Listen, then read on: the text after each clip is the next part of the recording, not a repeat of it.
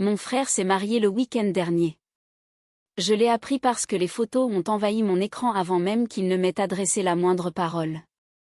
Pas d'appel, pas d'invitation, juste son visage sous des guirlandes lumineuses aux côtés d'une femme qui connaît à peine mon nom. Quand j'ai enfin réussi à le joindre, elle a arraché le téléphone et a dit les choses assez clairement pour qu'il puisse se cacher derrière elle. Ma femme ne veut pas de toi ici. Elle pense que tu es pitoyable. Il ne m'a pas défendu. Il n'a même pas respiré. Je n'ai ni pleuré ni supplié. J'ai pris du recul, j'ai jeté un long regard sur la vie que j'avais construite pour lui, et j'ai pris une décision unique qui a complètement réécrit la leur. Avant de continuer, d'où m'écoutez-vous? Et dites-moi, à ma place, qu'auriez-vous fait? Je m'appelle Léa Martin, et pendant la majeure partie de ma vie, j'ai cru que la loyauté pouvait souder une famille. Je l'ai appris à la dure à 25 ans, debout dans le couloir d'un hôpital de Lyon en signant des papiers que je n'étais pas prête à signer, pendant que mon frère Théo, âgé de 16 ans, sanglotait contre mon manteau. Notre mère Isabelle était partie avant que l'un de nous ne comprenne à quel point une vie peut disparaître soudainement. À ce moment-là, quelque chose en moi a basculé. Je n'étais plus seulement sa grande sœur. Je suis devenue la personne qui trouvait des solutions, qui payait les factures, qui veillait à ce qu'il ne soit pas englouti par le chagrin. J'ai tenu ce rôle pendant 12 ans. Alors que mes amis poursuivaient des carrières et cherchaient des appartements dans les quartiers branchés de Bordeaux ou de Paris, j'enchaînais les missions partout où je le pouvais, du travail administratif en intérim le jour, de l'événementiel le soir, et des projets de marketing en freelance entre les deux. Théo avait ses livres de cours, ses inscriptions à l'école d'ingénieur. Il avait les frais de son club de robotique, son voyage de fin d'études et un studio qu'il fallait meubler. J'ai tout payé. Pas parce que quelqu'un me l'avait demandé, mais parce que je ne pouvais pas le regarder sombrer dans les failles que la mort de notre mère avait ouvertes. Quand Théo a commencé ses études supérieures, j'ai acheté un bel appartement dans le quartier de la Confluence à Lyon sous mon nom. Je lui ai dit que c'était pour des raisons pratiques, mais en réalité, c'était pour lui donner une stabilité, quelque chose que je savais trop bien qu'il ne pouvait pas encore construire seul. J'ai aussi mis de l'argent de côté pour le grand voyage au Japon dont il parlait toujours après l'obtention de son diplôme, des petits virements dissimulés dans un fonds de voyage jusqu'à ce qu'il atteigne 45 000 €. Il plaisantait souvent en disant que lorsqu'il serait ingénieur, il me rembourserait avec les intérêts. Je riais.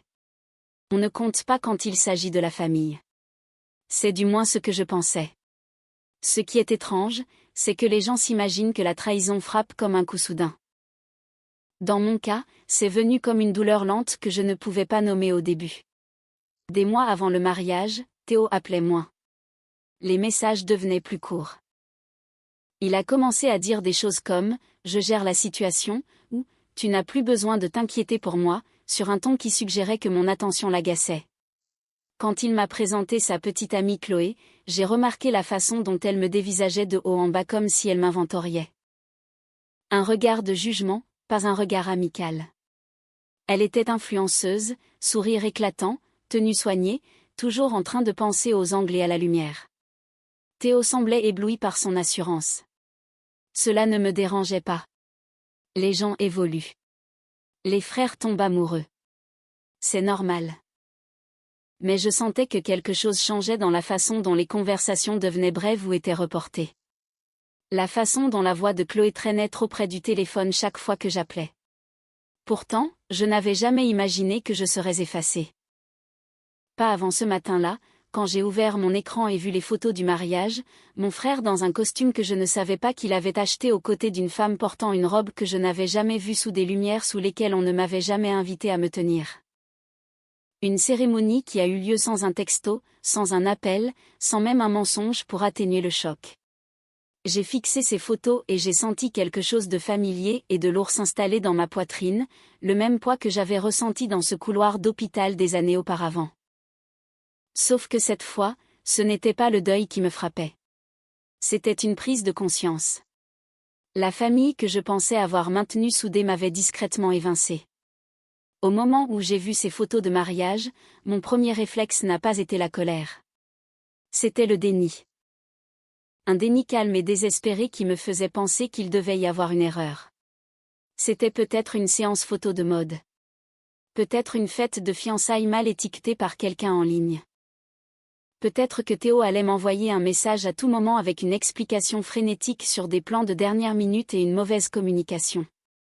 Je me répétais cela tout en l'appelant. 1 fois, 2 fois, 5 fois. Au 6e appel, la tonalité n'a même pas retenti. Je suis tombée direct sur sa messagerie, sa voix enregistrée me demandant joyeusement de laisser un message. Une voix que j'avais écoutée, éditée et réenregistrée avec lui à l'époque où il n'arrivait pas à prononcer le mot disponibilité sans rire. À la 7e tentative, quelque chose de glacial a commencé à se serrer autour de mes côtes. Pas de la panique, de la reconnaissance. Quelqu'un m'évitait. J'ai essayé de lui envoyer un texto. Théo, appelle-moi. Puis j'ai vu les photos. Dis-moi juste ce qui se passe. Pas de réponse. Quand mon téléphone s'est enfin éclairé lors d'un appel entrant, j'ai expiré trop vite. Soulagement, peur, tout était emmêlé. J'ai glissé pour répondre, mais ce n'est pas la voix de Théo que j'ai entendue. Eh bien, a dit une femme, je me demandais combien de temps cela te prendrait. Chloé. Son ton n'était pas surpris. Il était blasé. Comme si elle s'était attendue à ce moment, qu'elle l'attendait presque avec impatience. J'ai besoin de parler à mon frère, ai-je dit. Passe-le-moi. Une pause. Un petit rire, bas et tranchant. Il est occupé. Nous revenons tout juste de la réception. C'était parfait. Réception. Le mot m'a transpercé la poitrine. Je n'ai pas été invitée, ai-je dit, en essayant de garder ma voix calme. C'est bien là le but, a-t-elle répondu. Ma femme ne veut pas de toi ici. Elle pense que tu es pitoyable. Pendant un instant, je n'ai rien entendu, ni sa respiration, ni la mienne. Juste un long et mince silence qui s'étendait dans mon crâne. Pitoyable. J'ai serré le téléphone plus fort. Est-ce que Théo a dit ça? Il n'a pas besoin de le faire, a-t-elle dit. Il est d'accord. En arrière-plan, j'ai entendu sa voix étouffée, hésitante. Chloé, donne-moi juste le téléphone. Non, a-t-elle aboyé plus fort maintenant, s'assurant que j'entendais bien. Elle doit comprendre que nous sommes des adultes. Nous n'avons plus besoin qu'elle contrôle tout. Contrôle. De tous les mots qu'elle aurait pu choisir, celui-là a allumé un feu derrière mes yeux.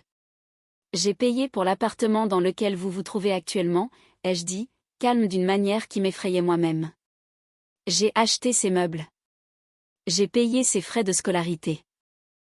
Le fonds de voyage que vous prévoyez probablement de dépenser, je l'ai construit pour lui. Dis-moi où est le contrôle dans le fait de donner à quelqu'un sa vie entière. Elle a ricané. Exactement. Tu utilises l'argent pour le garder lié à toi. C'est embarrassant. Mais ne t'inquiète pas, nous paierons tout nous-mêmes désormais. Nous n'allons pas vivre sous ton ombre. Laisse-moi lui parler, ai-je répété. Enfin, la voix de Théo est arrivée, tremblante. Léa, c'est juste que nous ne voulions pas de drame. Du drame, ai-je répété. De ma part. Tu rends les choses pesantes, a-t-il murmuré. Chloé a raison. J'ai besoin d'espace. Nous avons besoin d'espace. Et le fait que tu tournes toujours autour de nous n'aide pas. J'ai fermé les yeux.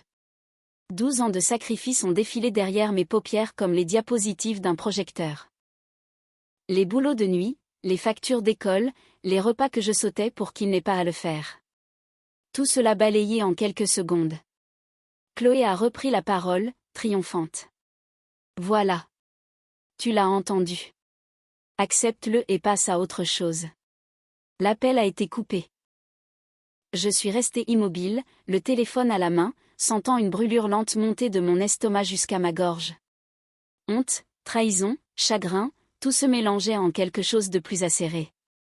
J'aurais pu rester figée. J'aurais pu pleurer. Au lieu de cela, je me suis levée, j'ai pris mes clés et j'ai conduit jusqu'à l'appartement que j'avais acheté, celui où ils passaient leur lune de miel émotionnelle tout en m'évinquant. Quand je suis arrivée, le couloir était silencieux, faisant écho à chacun de mes pas. J'ai frappé.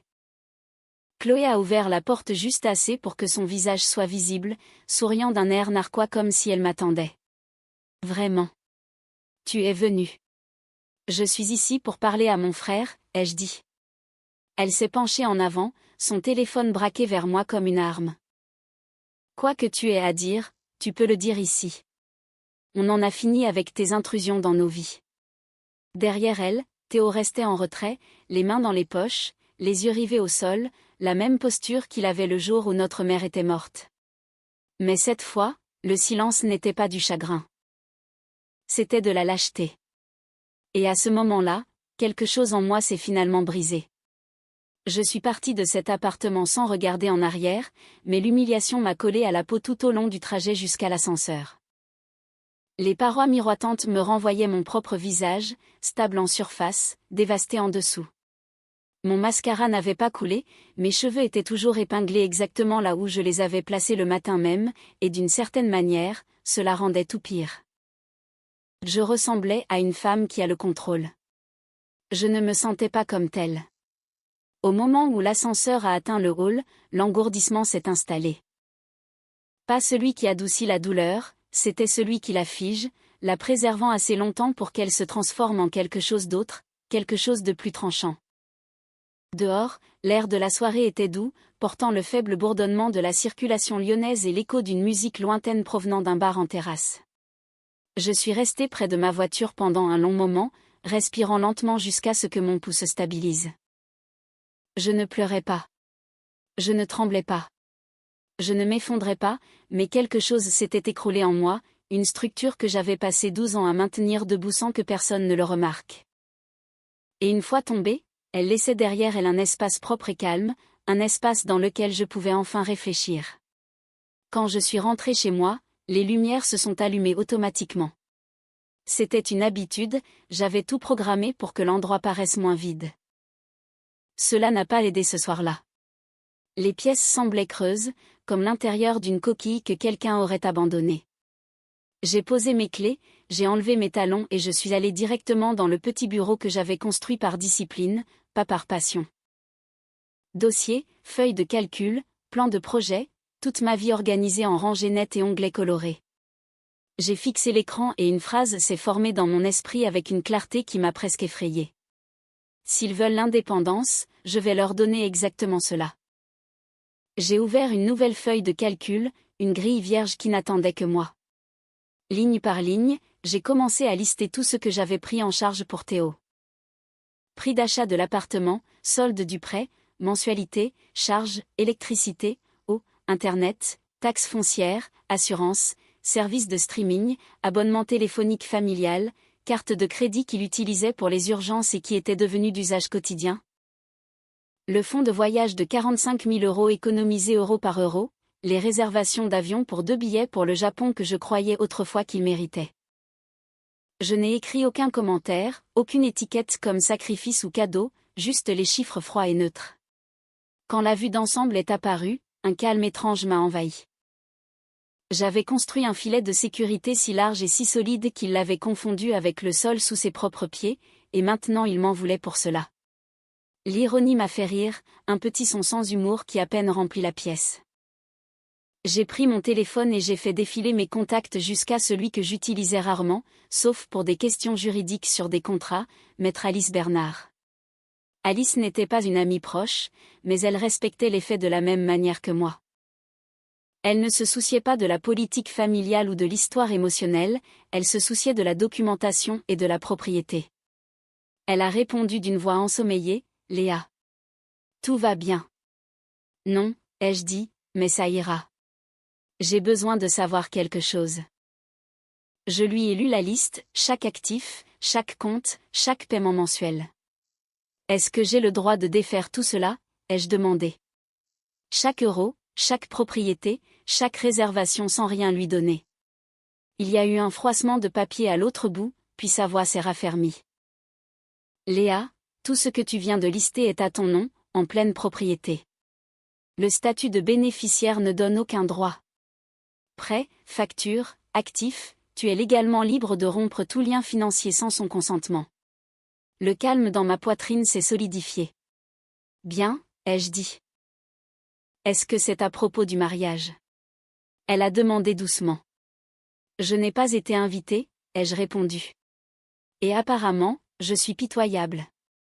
Alice a laissé échapper un sifflement bas. Alors, assurons-nous que tu sois pitoyable sur le papier aussi. Je t'envoie les modèles par courriel. Quand nous avons raccroché, ma boîte de réception a commencé à se remplir de formulaires, d'étapes, d'instructions. J'ai tout imprimé et je les ai empilés soigneusement. Puis je me suis rassise dans ma chaise. L'effondrement n'était pas la fin d'une structure, c'était le dégagement d'un espace. Et je savais enfin ce que j'allais construire dans cet espace. Le matin est arrivé sans ma permission. Je n'avais pas dormi. J'avais seulement oscillé entre la planification et un calme cristallin étrange. Le soleil s'est glissé à travers les stores en fine ligne, rayant les documents que j'avais organisés sur mon bureau. Formulaires, relevés, instructions, un arsenal silencieux. À 9h01, j'ai passé le premier appel. Service client de la compagnie aérienne, comment puis-je vous aider? Je m'appelle Léa Martin, ai-je dit.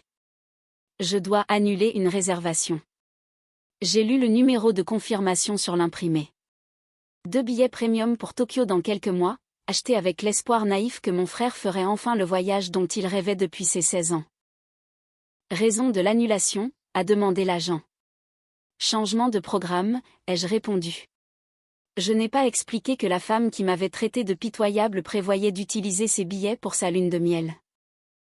Qu'elle s'était tenue dans l'appartement que j'avais acheté, entourée d'appareils et de meubles que j'avais sélectionnés, et qu'elle m'avait dit avec une assurance totale qu'il n'avait plus besoin de moi. L'agent a cliqué dans son système. Vous êtes éligible à un remboursement partiel et à un avoir pour le reste. Dois-je procéder?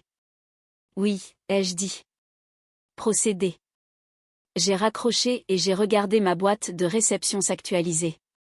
Une confirmation de remboursement est apparue. Lune de miel annulée. Le premier domino est tombé sans fanfare, sans culpabilité, juste le bruit sourd de l'inéluctabilité. Ensuite, il y a eu le fonds d'éducation et de voyage. J'ai ouvert le portail d'investissement, je me suis authentifié et j'ai fixé le solde, 45 000 €. Je me souvenais de chaque dépôt, 50 € un mois, 5 cents le suivant, un remboursement d'impôt surprise en avril. De l'argent que j'avais mis de côté pour que Théo puisse voir le monde, toucher les murs de pierre de Florence, errer dans un univers qu'il n'avait vu que sur Internet. J'ai cliqué sur tout retirer. Un avertissement est apparu, pénalité, taxes, frais de retrait anticipés. J'ai confirmé quand même. Mon téléphone a vibré immédiatement, un texto de la société d'investissement. Transfert initié. Les fonds seront déposés sous 5 jours ouvrables. Le deuxième domino est tombé.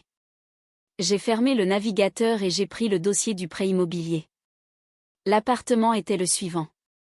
J'ai composé le numéro de Marc Lefebvre, l'agent immobilier qui m'avait aidé à l'acheter il y a 4 ans. Marc était rapide, efficace et impitoyablement honnête, exactement ce dont j'avais besoin. Léa, a-t-il répondu. Ça fait longtemps. Que puis-je faire pour toi? Je dois vendre l'appartement, ai-je dit. Une pause. Tu veux le vendre? Je pensais que tu l'avais acheté pour ton frère. C'était le cas, ai-je répondu. Les circonstances ont changé. Marc n'a pas posé de questions sur les détails. Il respectait les limites d'une manière que ma propre famille n'avait jamais fait. Eh bien, a-t-il dit, passant déjà en mode affaires, la confluence est très demandée en ce moment. Les unités comme la tienne trouvent preneur en quelques heures. Si nous le mettons en vente aujourd'hui, nous pouvons probablement bloquer un acheteur d'ici le week-end. Mettez-le en vente, ai-je dit. Pas de mise en scène, pas d'attente. C'est entendu. Je t'envoie la paperasse. Les documents numériques sont arrivés dans l'heure. Je les ai ouverts, j'ai parcouru les conditions et j'ai cliqué sur signer. Ma signature est apparue nette et confiante, un contraste saisissant avec la femme épuisée derrière l'écran. À midi, l'appartement était officiellement sur le marché. Je me suis rassise en ressentant le plus léger frisson de satisfaction. Si Chloé voulait l'indépendance, elle allait en faire l'expérience complète. Le premier appel du gestionnaire de l'immeuble est arrivé cet après-midi-là. Bonjour, Madame Martin. Je dois confirmer, avez-vous autorisé la vente de l'appartement 5C? Oui. Une autre pause. Les occupants actuels ne semblaient pas être au courant. Ce n'est pas ma responsabilité, ai-je dit. Toute la documentation est à mon nom. Veuillez procéder aux avis requis. Le gestionnaire a expiré lentement comme s'il ne comprenait que la moitié de l'histoire, mais assez pour rester en dehors de tout cela. Nous nous en occupons. Je l'ai remercié et j'ai raccroché. J'ai imaginé la scène se déroulant dans cet appartement, Chloé faisant les 100 pas, Théo confus, les papiers à la main, réalisant que le sol sous leurs pieds n'était pas le leur, qu'il ne l'avait jamais été. Il voulait être libéré de moi. Il l'était. Ce soir-là, Marc a appelé. Tu ne vas pas le croire, a-t-il dit. Nous avons déjà 2 offres, une au comptant, bien au-dessus du prix demandé. Accepter l'offre au comptant, ai-je dit. Tu es sûr? Généralement on prend le temps. J'ai accepté en mon nom. La vente a commencé à se conclure en 24 heures. Je n'ai pas prévenu Théo. Je ne l'ai pas averti. Il ne m'avait pas prévenu pour le mariage.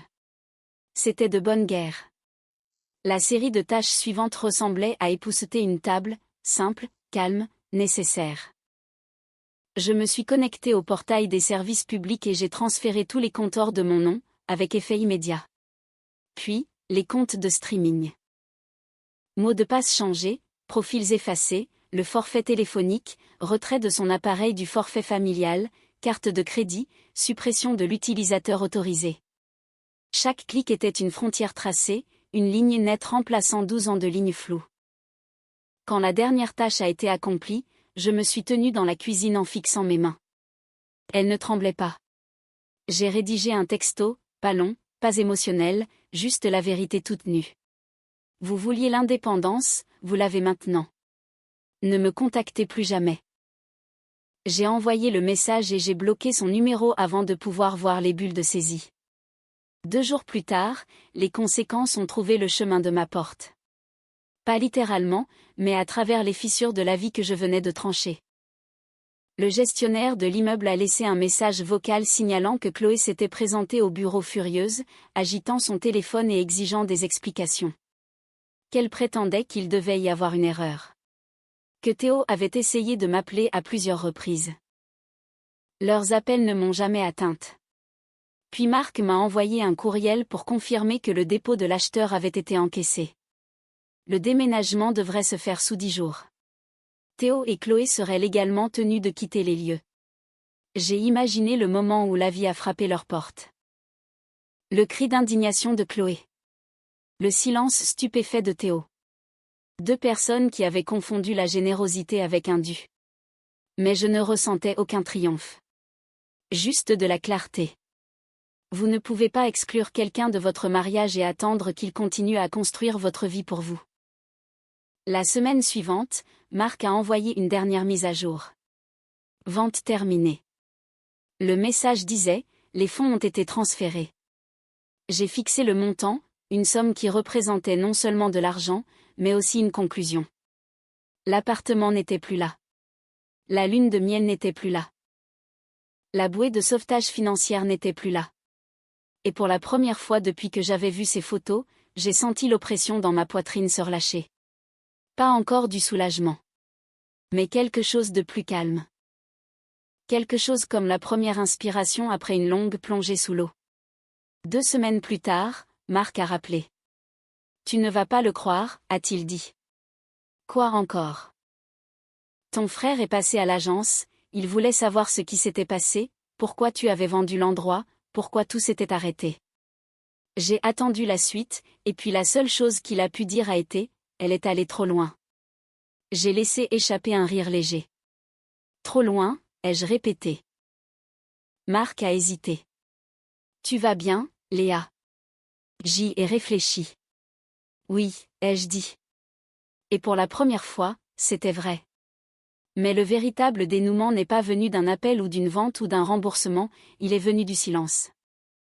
Des jours ont passé, des semaines, pas de messages, pas de tentative via des amis, pas d'excuses, juste l'écho d'une relation qui reposait entièrement sur mes efforts. Et finalement, la compréhension s'est installée. Je ne l'avais pas coupé de ma vie. Il était parti le premier. Tout ce que j'ai fait, c'est fermer la porte derrière lui. 4 mois se sont écoulés sans un seul mot entre nous. Ma vie ne s'est pas effondrée de la façon dont il avait dû l'imaginer. Elle est devenue plus calme, plus nette, plus stable. J'ai obtenu une promotion au travail, j'ai emménagé dans un endroit plus petit qui me ressemblait vraiment, et j'ai réservé un voyage en solo dans les Alpes juste parce que je le pouvais. Le silence, s'est-il avéré, peut être une forme de liberté. Puis un après-midi, un numéro inconnu a appelé mon téléphone. J'ai failli laisser sonner, mais quelque chose m'a poussé à répondre. Léa. La voix de Théo était brisée, mince, craquelée, rien à voir avec l'homme qui m'avait dit qu'il avait besoin d'espace. Il a tout expliqué par morceaux décousus, comment Chloé avait brûlé leurs économies en courant après des contrats de marque qui n'étaient jamais venus, comment l'annulation de la lune de miel l'avait humiliée publiquement. Comment la perte de l'appartement les avait obligés à chercher des locations de courte durée. Et puis le coup de grâce, elle l'avait quitté pour quelqu'un ayant plus d'opportunités, en emportant la moitié de leur dette avec elle. Je n'ai nulle part où aller, a-t-il murmuré. Est-ce que je peux rester chez toi? Juste le temps que je me remette sur pied. Je n'ai pas élevé la voix. Je ne l'ai pas réprimandé. J'ai simplement pris une inspiration, lente et complète. Non, ai-je dit. Tu voulais l'indépendance. Vis là. Puis j'ai raccroché et bloqué le numéro. Je ne me suis pas sentie triomphante quand j'ai posé le téléphone, juste stable, de la même façon qu'une porte semble stable quand elle finit par se fermer après être restée de travers pendant des années. Mon monde est plus petit maintenant, mais il est propre. Je me réveille sans cette sourde angoisse de savoir qui aura besoin d'être sauvé ensuite. Je fais de la randonnée les week-ends, je cuisine pour moi seule et je remplis ma maison de choses que j'ai réellement choisies pour moi-même. Le couper de ma vie n'était pas une vengeance. C'était de la survie. Si vous avez déjà dû tracer une limite stricte avec votre famille, sachez que vous n'êtes pas seul. Dites-moi d'où vous écoutez cette histoire et ce que vous auriez fait à ma place. Cette histoire nous rappelle une vérité fondamentale mais souvent douloureuse sur la dynamique familiale et le respect de soi. Léa a passé des années à porter le poids des responsabilités, oubliant que l'amour ne doit pas être un sacrifice unilatéral sans limite. En France, nous avons une culture familiale forte, mais il arrive un moment où la protection devient du contrôle aux yeux de celui qui reçoit, surtout quand l'ingratitude s'en mêle. La réaction de Léa n'est pas de la méchanceté, c'est une reprise de pouvoir nécessaire. Elle a simplement cessé d'entretenir une illusion que son frère n'appréciait plus. C'est une leçon sur les limites, poser des barrières n'est pas un acte de haine, mais un acte de survie émotionnelle. Quand on donne tout à quelqu'un, on lui enlève parfois la capacité d'apprécier la valeur de ce qu'il possède. Théo a dû apprendre la réalité du monde sans le filet de sécurité que sa sœur lui avait tissé avec tant de soin. Que pensez-vous de la décision finale de Léa? Est-ce qu'une sœur devrait toujours pardonner, ou y a-t-il des trahisons que même le sang ne peut effacer? Dites-le moi en commentaire, et n'oubliez pas de préciser depuis quelle